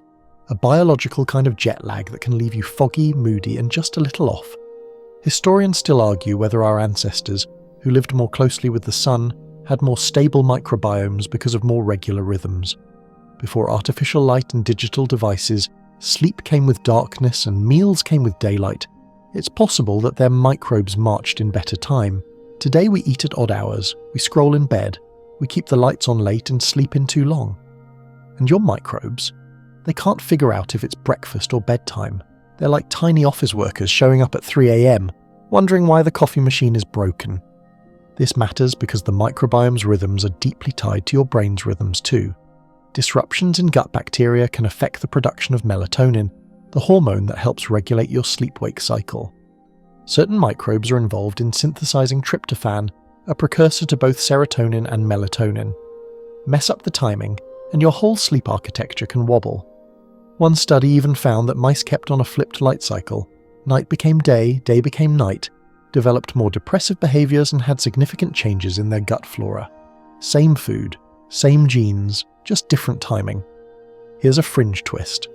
Some researchers believe that jet lag-related depression may not just come from disrupted sleep, but from disrupted microbes. When you travel across time zones, your gut flora can take days or even weeks to adjust. Until then, your mood might lag behind your passport. That's why some people swear by syncing to new time zones, not just with sleep, but with food timing. By adjusting your eating schedule to match local time, you help your microbes reorient faster. It's like feeding them the right clues to reset their clocks. And if you're a night owl, that's okay, but be kind to your microbes. Try not to feed them late-night chips at 1 a.m. and then expect clarity at 9 a.m. They're doing their best, but they weren't designed for modern streaming habits. You might be wondering, can you reset your microbiome clock? You can. Consistent sleep and wake times help stabilize microbial rhythms. Eating on a regular schedule reinforces bacterial population cycles. Avoiding food for a couple hours before bed gives your gut time to rest and repair. Getting morning sunlight supports both your brain and gut circadian cues. And yes, fasting overnight for 12 to 14 hours between dinner and breakfast can help beneficial strains flourish. And here's where it gets beautifully ironic. While your microbes are tracking time, they're also helping you feel timeless. When their rhythms are synced, your mind feels clearer, your energy steadier, your mood more stable. It's like internal jet lag lifts and suddenly you can think again. One quirky note: some bacteria have their own molecular clocks, not metaphors, actual biological timekeeping systems. They use light, food, and chemical signals to sync up with you. It's not full-on consciousness, but it's uncannily coordinated. They're your body's quiet metronome ticking below awareness. Historians still debate whether seasonal shifts in mood, what we call seasonal affective disorder, might also be linked to microbial rhythm disruption. In winter, when light is low and meals get heavier, certain bacteria flourish while others shrink back. Your gut, in a way, feels the seasons with you. Tonight, your microbes are winding down, syncing with your heartbeat, humming through the vagus nerve. The ones that thrive in darkness are moving into place, ready to generate butyrate, calm inflammation, and let your brain ease into dream space. Your body, even in sleep, is still in motion, not loud, not frantic, but orderly, cyclical, balanced. You're not falling apart, you're resetting. And so we slow things down now. The language softens, the breath deepens, the images blur like watercolour. You're not broken, you're a rhythm in motion, a pattern playing out, a night garden where bacteria bloom and rest in turn. The mind softens in this quiet. The gut hums like a lullaby. You're allowed to release now, to stop thinking, to let the vagus nerve unplug, the cortisol slide away and the clock fade. You've done enough today, and your microbes, they're taking the night shift. So rest, float, let go. You're being rebuilt even now. Even in stillness, you're healing. Your sleep deepens, folding over you like a velvet curtain. But even in the depths, even as your brain begins its slow swirl of dream logic and memory shuffle, your body keeps processing, and below your consciousness, way down in the microbial metropolis of your gut, a debate is unfolding, one you didn't start, but one that might involve your very wiring. Because tonight, we wander into one of the most fascinating and controversial questions in science. Could your microbiome influence neurodevelopmental conditions like autism or ADHD? Before we go any further, take a breath. This is not about blame, it's not about magic cures, it's about understanding complexity. And if there's one thing the microbiome excels at, it's being complex. Let's begin with autism spectrum disorder, ASD.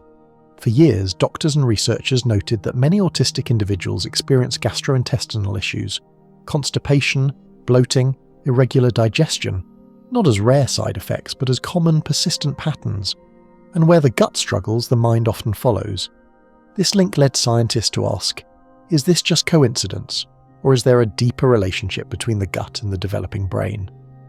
One study showed that children with autism often have distinctive gut microbial profiles compared to neurotypical peers. Fewer beneficial strains like Bifidobacterium, higher levels of certain Clostridium species, more inflammation in the gut lining. These aren't conclusive findings, but they raise compelling questions. And then, something curious happened. Researchers performed fecal microbiota transplants, FMTS, in a small group of autistic children with severe gut symptoms. Not only did their digestion improve, so did behavioral markers eye contact, verbal communication, repetitive behaviors. Again, these are early results and not silver bullet, but they open the door to further exploration. Historians still argue whether we're ready for this kind of conversation. Linking gut bacteria to neurodevelopment risks oversimplifying incredibly diverse human experiences.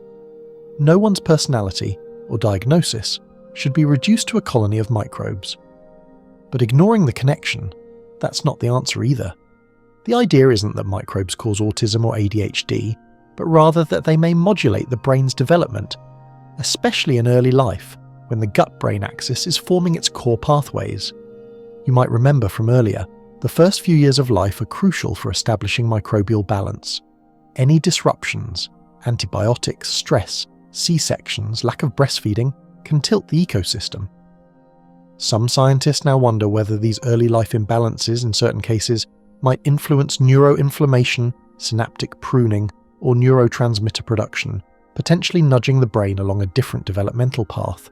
And then there's ADHD, a condition often associated with impulsivity, attention difficulties, and hyperactivity. It too has a growing gut-brain profile. In children with ADHD, studies have observed altered microbial composition, particularly involving bacteria that affect dopamine pathways. Remember dopamine? It's one of the key neurotransmitters involved in attention and reward processing. Certain gut microbes help synthesize dopamine precursors or interfere with them, so if the microbial balance is off, dopamine signaling might be too. One small trial gave children with ADHD a specific probiotic strain, Lactobacillus rhamnosus GG, over several weeks. Parents reported modest improvements in focus and emotional regulation. Again, not a miracle, but a whisper from the gut that it might want a seat at the neurodevelopmental table. A fringe theory goes even further. Some researchers hypothesize that gut dysbiosis during pregnancy might influence fetal brain development, increasing the likelihood of neurodiverse outcomes. The idea is that maternal microbes help regulate immune responses, hormonal balances, and nutrient absorption, all of which shape the developing brain. But, and this is important, nothing is clear-cut. Every human brain is different, every gut is different, and the relationship between the two is more like a dance than a blueprint. You can't look at a bacterial strain and predict behaviour. Not yet. Maybe not ever. What's becoming clear, though, is that supporting the gut may support overall brain health, regardless of diagnosis. And for individuals with autism or ADHD, addressing digestive issues can reduce discomfort, improve sleep, and support emotional balance, even if it doesn't change the condition. Because not everything needs to be fixed. Sometimes it just needs to be understood. And the gut, it's quietly offering clues. For example, certain strains, like Bacteroides fragilis, have shown potential in animal models to reduce anxiety-like behaviours and restore gut barrier integrity, which in turn reduces systemic inflammation. These are being explored in future trials for use in autism spectrum conditions. Meanwhile, parents of neurodiverse children continue to report that dietary changes, more fibre, fewer additives, and probiotic support can ease not just digestive problems, but also emotional volatility and sleep disturbances. Again, results vary, but when your gut calms down, your brain often follows. Historians and ethicists are watching carefully. They caution against the idea that neurodiversity should be treated like an infection. The microbiome is not a magic cure for difference, but it might be a tool, a way to reduce suffering, support well-being, and make space for better self-regulation and joy. You too are shaped by your microbes. Whether you identify as neurotypical, neurodivergent, or somewhere beautifully in between, your gut is part of the story. And tonight, that story is still unfolding, still fermenting, still sending signals through the silent, twinkling wires of your nervous system. You don't have to solve anything tonight. You don't need to figure it all out. Just know that deep within you, 1 billion microscopic allies are working, not to change you, but to help you function, to support your rhythms and to offer whatever calm they can give. So breathe out, let the complexity go, let the questions fade into warmth. You're more than one system. You're a network, and your microbes are part of your story, not the whole plot, but an essential thread, humming gently in the dark. You're so close to sleep now. Your breath is a quiet tide. The world outside your eyelids has dimmed to nothing, and your thoughts are softer than ever, like they're wrapped in cotton and floating in warm water. But your body? Still very much awake on the inside. Still working, still sorting, still managing quiet crises, and perhaps the most gossip-prone system in your entire body, the one that never stops reporting back to your brain, is your immune system. It's not just a defender, it's a communicator, a full-time chatterbox, and guess who it listens to the most? Your microbes. Tonight, let's explore the ongoing three-way call between your gut bacteria, your immune system, and your brain, a biochemical game of telephone that can shape how you feel, how you respond to stress, and how resilient you are to the mental wear and tear of modern life. First, a truth bomb. About 70% of your immune system is housed in your gut. That's not an exaggeration, it's a literal anatomical fact. The intestinal lining is dotted with immune cells, lymph tissue, and molecular alarm bells, all waiting to react to threats. And since your gut is constantly exposed to foreign material, aka food, bacteria, and everything you swallowed when you dropped that cookie on the floor, it's the front line of immune surveillance. But the immune system isn't just fighting infections, it's shaping inflammation, and inflammation is the bridge between the gut and the brain. When your microbiome is balanced, it helps regulate immune responses, keeping things calm, measured, almost polite. But when your microbial community becomes unbalanced, too many inflammatory species, not enough peacekeepers, your immune system starts throwing fits, cytokines, histamines, interleukins. It releases a symphony of tiny messengers that travel through your blood, sneak past the blood-brain barrier, and alter neurotransmission. This is how gut health becomes mental health. You've probably felt it before, when your stomach's upset and suddenly you're snappier, more irritable. Or when your digestion's off and your motivation just kind of dies. That's your immune system talking to your brain in the language of inflammation. Historians still argue whether the ancient Ayurvedic idea of Agni, digestive fire, being central to health, had a biological basis. They didn't know about T cells or cytokines, but they clearly understood that when the gut struggled, everything else, mood, energy, even clarity, took a hit. Let's get nerdy for a second. There's a specific pathway called the immune microglial brain axis. Microglia are the immune cells of your brain. When inflammatory molecules from the gut pass into the bloodstream, they can activate these microglia, triggering what's called neuroinflammation. And when your brain's inflamed, thoughts get slower, anxiety ticks up, focus fractures, sleep becomes harder to enter or stay in. Now here's a fringe twist. Some researchers believe that low-level chronic inflammation, the kind that comes from processed foods, chronic stress, or gut imbalance, may play a role in major depressive disorder. Not as the only cause, but as a constant, quiet saboteur, making recovery harder and dragging down your baseline mood like a hidden weight. And what do gut microbes have to do with this? Everything.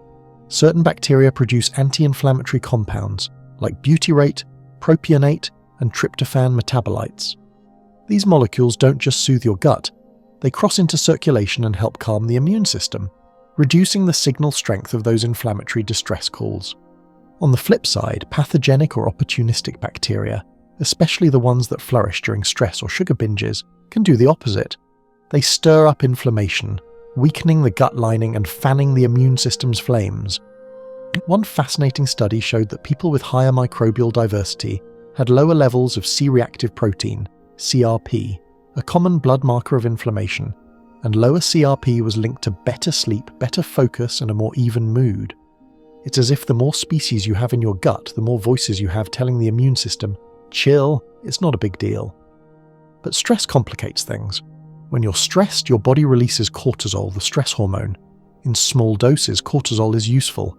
It helps you react, escape danger, push through deadlines. But chronic stress? That's where trouble brews. Cortisol can alter your gut lining, reduce mucus production, yep, your gut makes mucus, and shift the balance of your microbiome in favor of less helpful strains. These stress-boosted microbes then rile up the immune system, sending inflammatory signals back to the brain.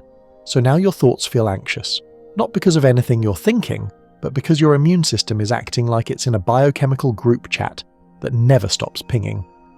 One quirky experiment even showed that people who experienced childhood trauma had persistent alterations in their gut microbiota.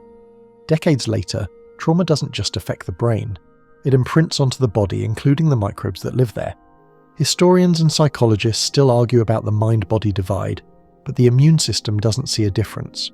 To it, a perceived threat is a threat, whether it's a virus, a deadline, or a breakup text at 2:14 a.m. So what helps? The basics still work wonders. Fiber-rich diets support bacteria that regulate inflammation. Omega-3 fatty acids, like those in flax, walnuts, and fatty fish, can reduce inflammatory markers. Regular sleep helps reset immune activity. Movement, especially walking or gentle exercise, can shift your immune profile toward calm. Fermented foods add microbial players that produce anti-inflammatory compounds. And maybe most importantly, rest. Rest isn't just for your brain, it's for your immune system, for your gut, for the intricate whispering dance between your microbes and the molecules that decide whether today feels light or heavy. Tonight, you've already started. You've let your body slow. You've fed your mind softness. And inside you, your immune system is listening, adjusting, responding, pulling back its inflammatory storms. Peace isn't the absence of microbes, it's the balance of them. It's the moment when your body stops sounding the alarm and starts humming a lullaby. And your brain, bless it, it finally gets to float in that silence. It's quiet now, still. You're barely moving, barely even thinking, just floating, as if your body has become the soft bed itself. But somewhere in that peaceful stillness, a paradox bubbles to the surface. You've spent your life trying to be clean, and your microbes, they've spent that same life trying to survive your cleanliness. Tonight we venture into what some scientists call the hygiene hypothesis. The idea that our obsession with cleanliness may be scrubbing away more than dirt. It may be removing our microbial allies, and in doing so, leaving our minds more vulnerable than ever. It starts with good intentions: hand sanitizer, antibacterial soap, sterile kitchens, filtered water, all wonderful inventions, especially when you're trying to avoid food poisoning or, say, medieval plagues. But over the last century, we've taken this to an extreme. We're not just fighting pathogens anymore, we're at war with all microbes, and some of them, many of them, are the ones that keep us stable. You see, for most of human history, we lived shoulder to shoulder with dirt, animals, bacteria, and parasites. We weren't just surrounded by microbes, we were bathed in them, we played in soil, we drank from streams, we handled food with hands that had probably just touched a goat, and somehow, we survived. Not just survived, we adapted. Historians still argue whether ancient practices like mud therapy, herbal poultices, or dirt-based cosmetics were medically effective, but they were certainly microbially rich. Our ancestors weren't sterile, they were biologically in sync with the world around them.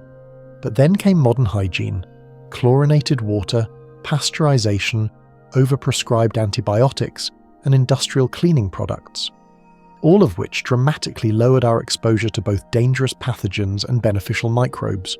It worked, mostly. We conquered many infections, but we may have unintentionally created a new kind of vulnerability, an undertrained immune system, and possibly an emotionally unstable one. Because as it turns out, your immune system needs microbes to learn. From infancy, exposure to a wide variety of bacteria helps the immune system figure out what's a threat and what's harmless. Without that exposure, the immune system can become jumpy, misfiring at pollen, dust, or even itself. And those misfires, they're not just physical, they affect the brain too. A dysregulated immune system, as we've already seen, contributes to neuroinflammation, which is increasingly linked to anxiety, depression, and mood disorders. In short, less dirt, more worry. Here's a quirky bit. Kids who grow up on farms, especially those exposed to livestock, have significantly lower rates of allergies, asthma, and anxiety than their city-dwelling peers. This is called the farm effect, and it's not about vitamin D or cow cuddles, it's about microbial diversity. Those farm kids get daily exposure to a rich blend of bacteria that help calibrate both the immune system and the brain. Even pet ownership helps. Children raised around dogs and cats tend to have more balanced gut microbiomes, and in some cases lower anxiety dogs, after all, are walking bacterial delivery systems. Every muddy paw print is a microbial love letter.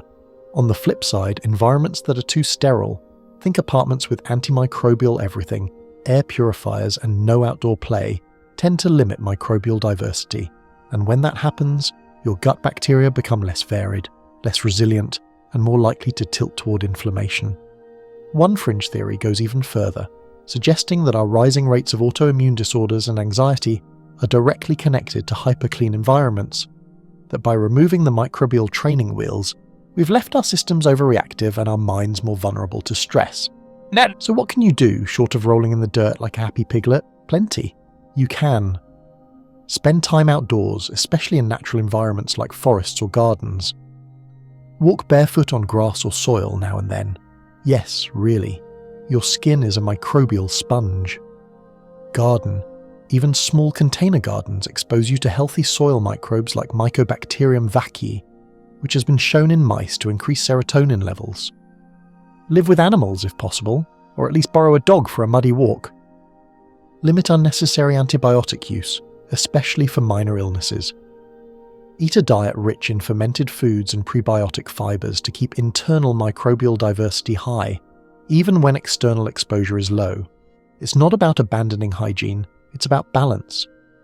Washing your hands after using the bathroom? Yes, absolutely. But maybe we don't need to sterilize every surface in our homes like we're prepping for brain surgery. Historians still recall a time, less than 100 years ago, when children were routinely dosed with cod liver oil, dirt teas, and even soil-based probiotics.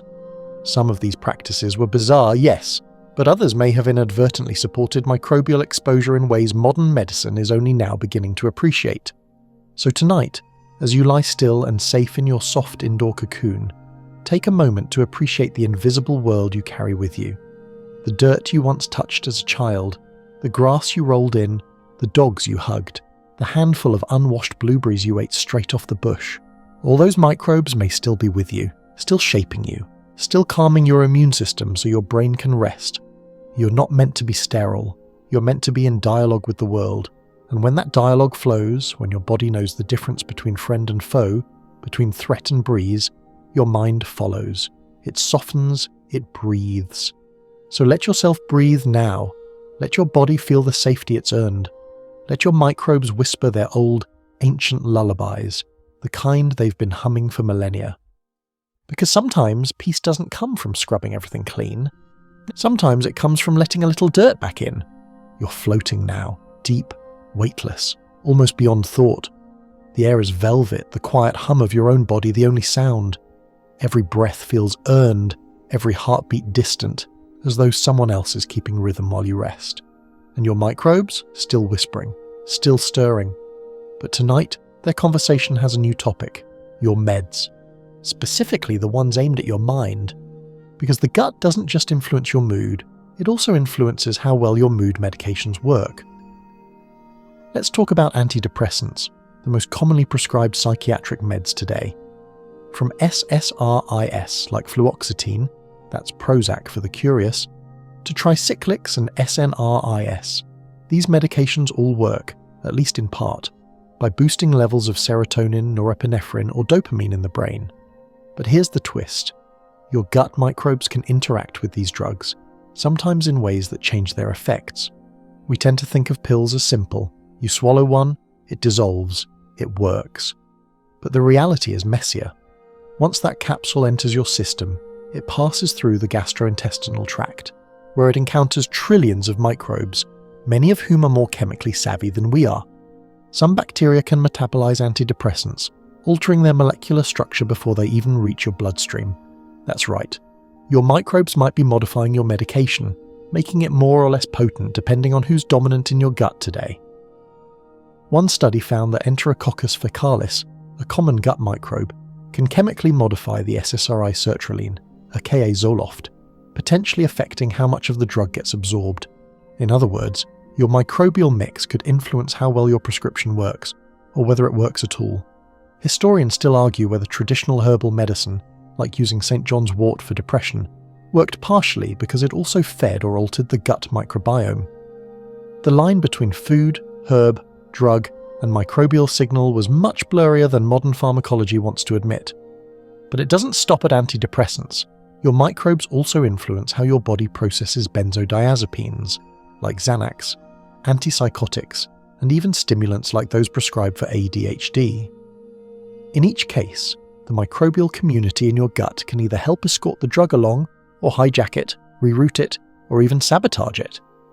One fringe study found that mice raised in germ-free environments reacted differently to antidepressants than mice with normal microbiomes, the same dose, the same drug, but wildly different effects. It's like one mouse got jazzed up and the other just took a nap. That's not just fascinating, that's deeply personal, because it suggests that pharmaceutical treatment isn't one size fits all, and that your gut might be the missing variable. And here's something even more fascinating. It's not a one-way street. Just as microbes influence how drugs behave, drugs also influence your microbes. Some antidepressants have antimicrobial properties. In fact, fluoxetine and sertraline can inhibit the growth of certain gut bacteria, which means that over time, being on a medication for your mood could change the microbial ecosystem that supports your mood. It's a feedback loop. Take a drug to feel better. The drug changes your gut. The gut changes how the drug works. Repeat. No wonder responses to antidepressants are so varied. No wonder it takes trial and error. You're not just managing brain chemistry. You're negotiating with trillions of bacteria who weren't consulted when the prescription was written. And the plot thickens further when you bring in side effects. Gastrointestinal symptoms are among the most common side effects of psychiatric medications. Nausea, constipation, diarrhea. Not always because of the drug itself, but because of how it interacts with your gut flora. In some cases, taking probiotics alongside antidepressants has been shown to reduce side effects and even enhance efficacy. That's right. Those little bottles of bacteria at the grocery store might not just help your digestion, they might make your meds work better.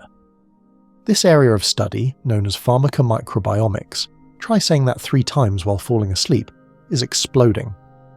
Researchers are now mapping how different bacterial strains interact with different medications, hoping to one day tailor prescriptions based on your microbiome. Imagine walking into a doctor's office, handing over a stool sample, and walking out with a personalized medication plan, not based on your weight or age, but on who's living inside you. It sounds futuristic, but it's closer than you think. One quirky anecdote. In early trials of fecal transplants for depression, some participants experienced rapid mood elevation. Was it because the new bacteria produced more serotonin precursors? Or because they allowed existing meds to work more efficiently?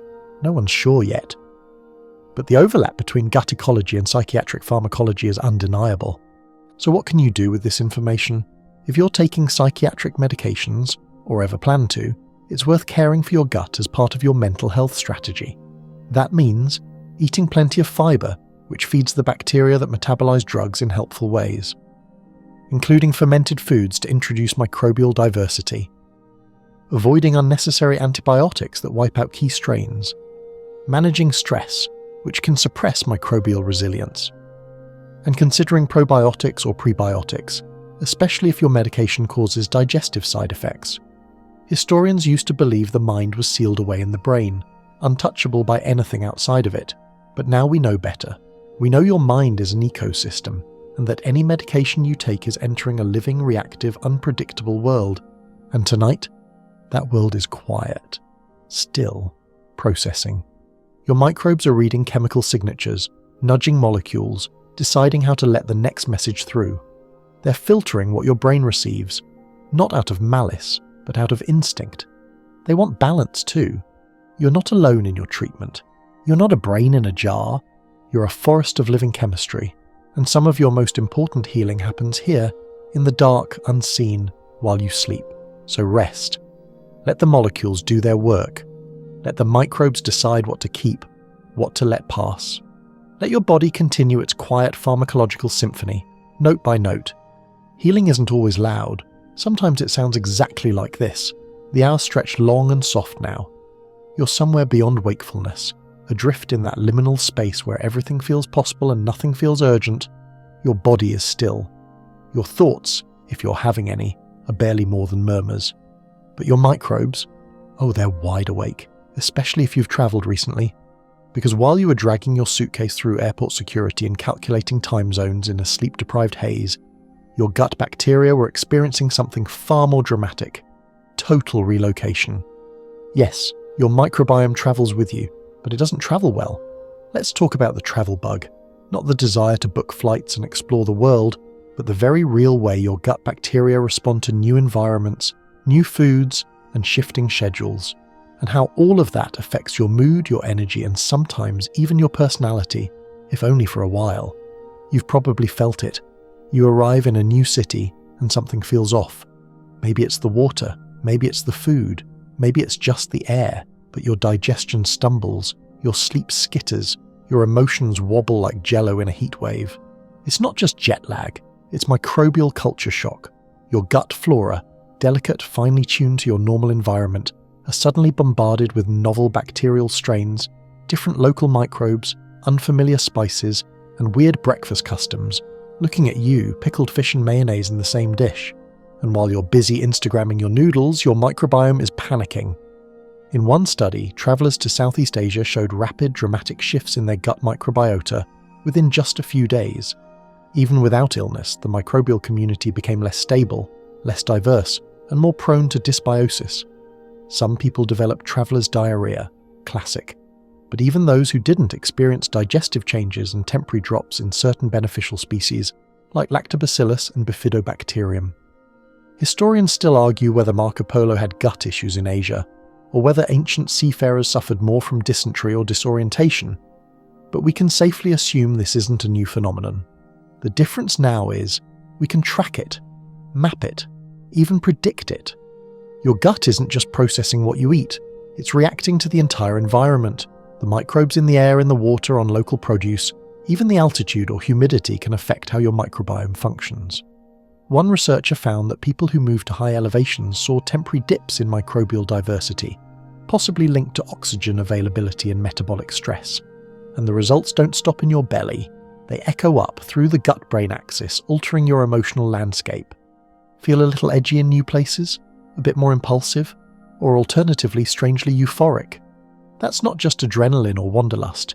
That's your microbial orchestra playing new music, sometimes without tuning their instruments first. In some cases, the shift is destabilizing. You might feel more anxious, less patient, more tired, even when well rested. This could be a microbiome-mediated stress response, as your gut bacteria adapt, or fail to adapt, to the new inputs. In other cases, it's the opposite. Some people report bursts of creativity or emotional clarity while traveling. This too may be microbial. New bacterial strains may stimulate the production of novel metabolites, nudging your neurotransmitters into patterns they've never quite used before. One fringe theory even suggests that travel-induced microbial shifts could inspire short-term personality changes. Not permanent, but enough to make you more spontaneous, more social, or more contemplative, depending on what's growing in your gut that week. But here's the good news. Your microbiome is surprisingly resilient. Even after upheaval, it often rebounds, restabilizing within days to weeks, especially if you support it. How? Stick to a routine where you can. Even while traveling, keeping regular meal times helps anchor microbial rhythms. Stay hydrated, especially in flight. Dehydration stresses your gut lining and impairs microbial function. Eat some local fermented foods, if you dare. Many cultures have traditional ferments that can support digestive stability. Kimchi, kefir, miso, sour pickles, injera, dosa, sauerkraut. These offer regional microbes that may help your gut adapt.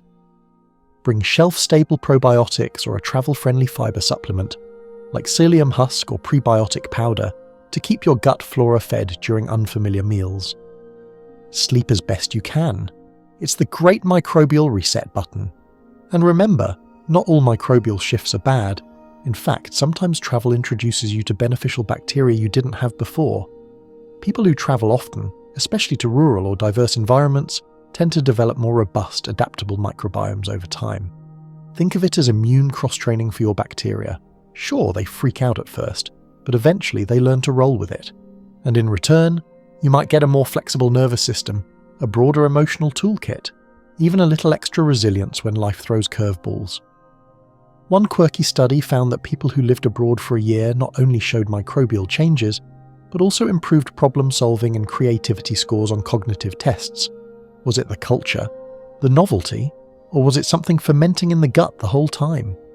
Historians still argue whether travel broadens the mind or just tires out the feet. But modern science is making a cheeky addition.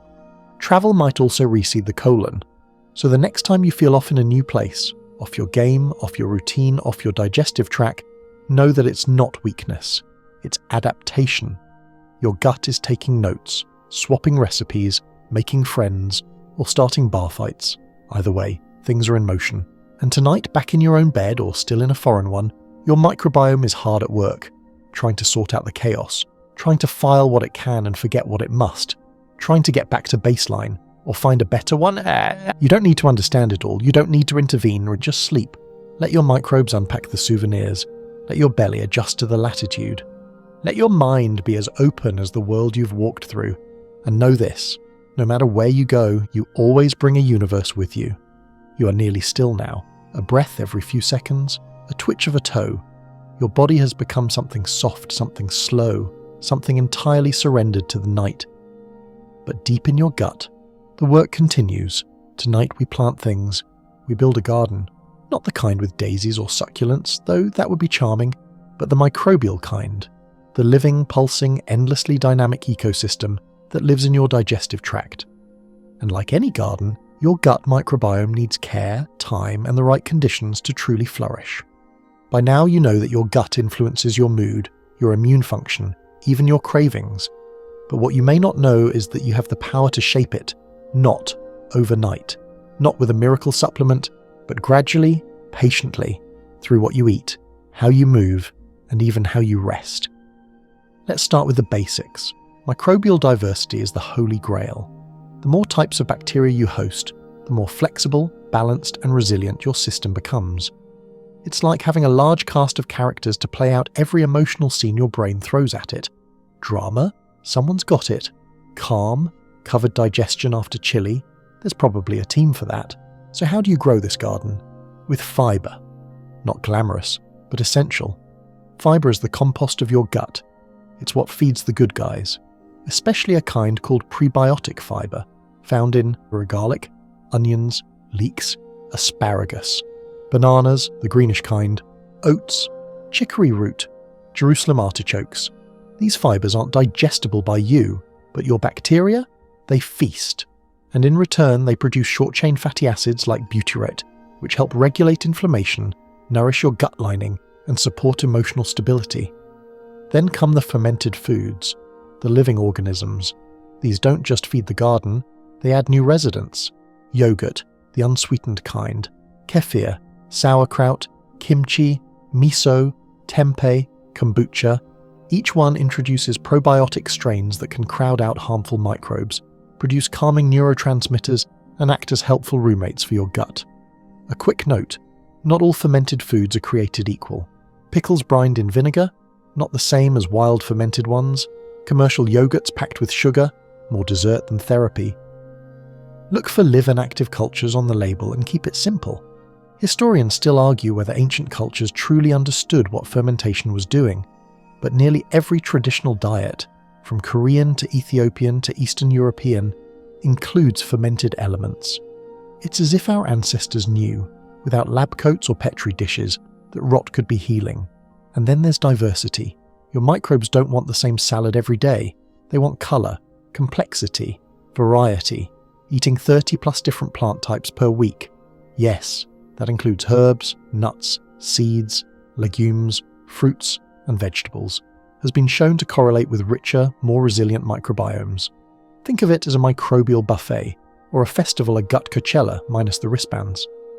One quirky trick, spices aren't just flavour, they're microbial medicine. Turmeric, cinnamon, ginger, black pepper, cloves, they all have prebiotic potential and help modulate gut activity. That comforting mug of spiced tea? It's not just warming you up, it's gardening. And what about movement? Even exercise changes your microbiome. Studies show that moderate, regular movement, walking, stretching, dancing badly in your kitchen, can increase the abundance of beneficial strains. No need to run marathons, just don't stay too still for too long. Then comes stress management. And no, this isn't the part where I tell you to meditate until your aura glows. But chronic stress changes the microbial landscape. It tightens your gut lining, shifts your bacterial ratios, and increases inflammatory species. Finding daily rituals to unwind, breathing deeply, taking a walk, laughing on purpose, can help keep the garden in bloom. And don't forget sleep. As we saw earlier, your microbes follow a circadian rhythm. Disrupt their schedule and things get patchy.